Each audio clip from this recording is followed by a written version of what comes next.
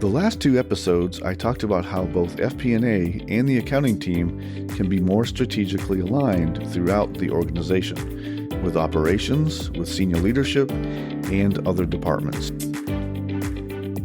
This week, we dive into how we can help our team members to find and build more capacity. As leaders, we must coach our team members to become more efficient and to grow.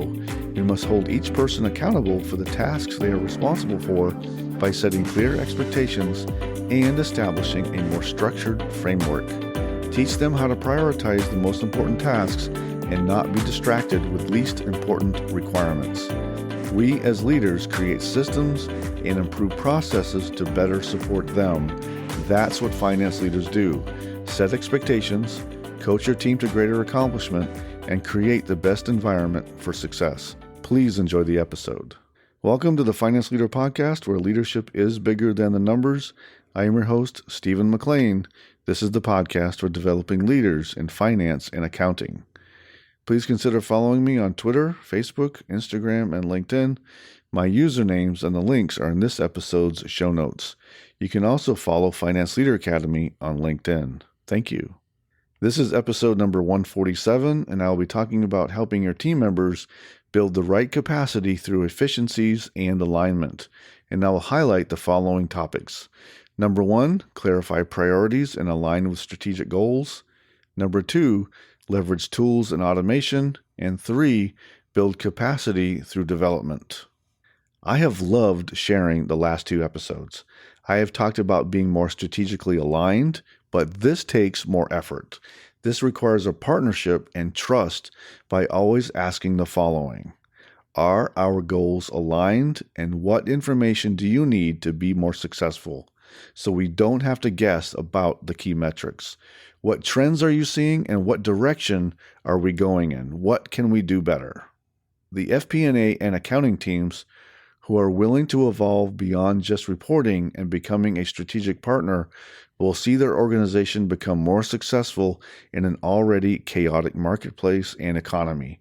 We need to dissect metrics to fully understand how they behave and what leaders need to make better decisions. We must look at the most important and impactful leading indicators so we can change direction if that is required before our competition does.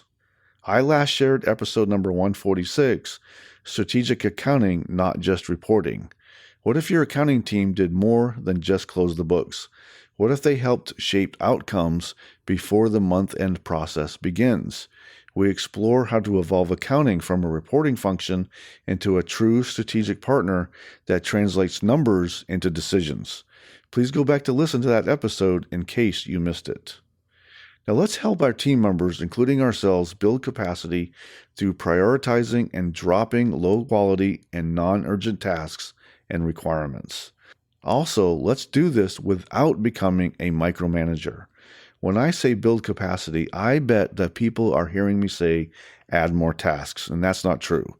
It's doing the right tasks, attending the right meetings, working on clearing your schedule to ensure we work on what's important, and then either delegating or deleting everything else. We build the right capacity to add the most value and to have the most influence over the key projects of the organization. Our roles in finance and accounting come with many requests and tasks. We must help many other employees to be compliant, like submitting expenses, and other ways that they need help. Now let's be real, non-finance and non-accounting people get lost in how to follow proper procedures. So it becomes our job to educate, to guide, and to help people from across our organization to do a myriad of required activities. A well-implemented structure helps to manage the daily requirements. To create an environment of success, leaders should create a repeatable system of support for their team members. Now, what can we do to support decision-making? Everything we do as a team must add value, such as helping a leader understand the financials a little bit more, provide clarity on how the business is performing, give context on a key metric that matters, develop a more accurate forecast that helps to commit our resources more efficiently, and even calculate projections that assist senior leaders make decisions on product lines and services. There are many ways we can help support our organization. One thing we often can't control is how much senior leadership puts everyone through emergency fire drills every day. We all deal with it.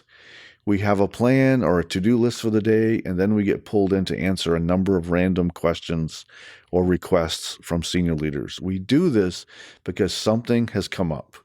But if this is an everyday occurrence, then our process is flawed. I will talk more about this in an upcoming episode.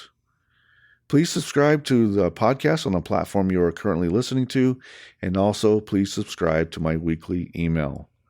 I am bringing this topic up this week in this episode because it's important as leaders to help our team members to have a better work experience. There are factors we can control as the leader of our team. We can help them with what meetings they attend, how they prioritize tasks, what tasks they have assigned to them, and we can protect our team by telling others to leave them alone when they need something. You can tell other leaders to reach out to you if they need something so you can decide the priority. You can also determine what additional training and resources your team needs. You have more control than you realize, and you can help manage your team members so they can succeed. Now let's talk about helping your team members find more capacity. Number 1, clarify priorities and align with strategic goals. We are all busy and can get easily distracted. Team leaders can help by shielding their people from unwanted distractions from outside the team. As a leader, you have immediate impact that can shape what your team members are going through each day. What can you do is to clarify the priorities for each person, for the team, and the priorities for the organization. You can help your team members understand better what the organization needs from them.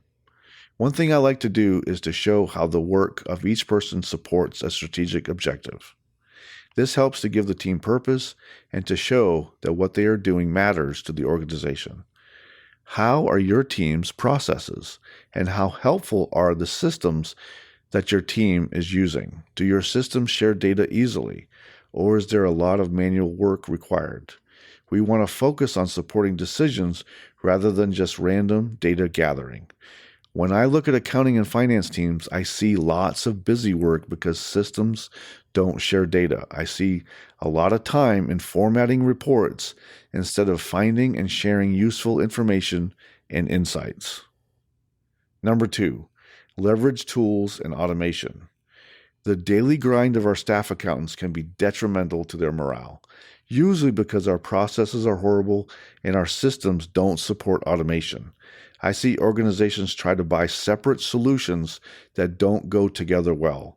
You have to manually move information from one system to another, and then you have to spend wasted hours formatting data instead of analyzing it. Automate as many of your routine tasks as possible. Now, how can IT help you automate reports? So all you need to do is run the query. Use collaborative tools and workspaces to maximize others' knowledge. Your teammate next to you may very well have the answer you need, and you may not know it until you start collaborating. Number 3, build capacity through development. Improved skills, especially on time management, help to grow better habits, which means more efficiency and a more excellent work product. I want to encourage you as a leader to coach your team members to develop the skills and habits that matter. We should strive for a continuous improvement culture. We don't have complacency with our current skills level. We are always looking to upskill ourselves, which in turn will help us later as our career moves onward and upward. As a leader, what is your relationship with the IT team? They can help you tremendously in automating processes that are capable within the limitations of the system you have currently. I can't stress enough the importance of having a positive, professional relationship with IT. Now, for action today, I would recommend conducting an assessment in 3 areas to help your team build better capacity. The first, assess each team member's schedule, task list, and work requirements to coach them to better prioritize. Reassign and even delete some tasks based on team and organizational priorities. Second, what training or development needs does your team need? Assess habits and skill level to help determine how to build a professional development plan that can benefit your team best. And finally, I would recommend partnering with IT to determine what automation that you can develop to save time on work products and reporting that is required. Continue to find ways to be more efficient and to help improve the daily grind of your team. Today, I briefly talked about helping your team members build the right capacity through efficiencies and alignment, and I highlighted the following points. Number 1, clarify priorities and align with strategic goals. Number 2, leverage tools with automation. And 3, build capacity through development. This episode is about helping you think through how you can best assist your team members to have a more focused and efficient workday so they can concentrate on the most important tasks.